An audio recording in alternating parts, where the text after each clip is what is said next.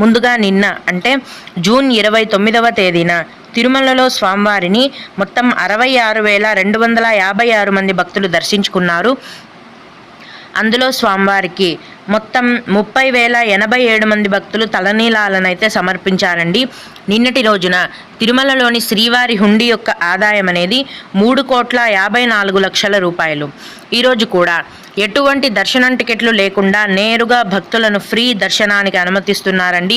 ఇలా టికెట్స్ లేకుండా నేరుగా వెళ్ళే ఫ్రీ దర్శనానికి ఈరోజు 16 నుంచి 18 గంటల సమయం అనేది పడుతోంది.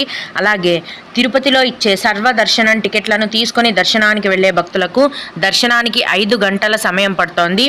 300 రూపాయల దర్శనం వారికి మరియు 500 రూపాయల దర్శనం వారికి దర్శనానికి 4 గంటల సమయం అనేది పడుతోంది. ఈరోజు కూడా చిన్నపిల్లల సుపదం ఇన్ఫాంట్ దర్శనం అనేది ఉందండి. ప్రస్తుతం సుపదం ఇన్ఫాంట్ దర్శనానికి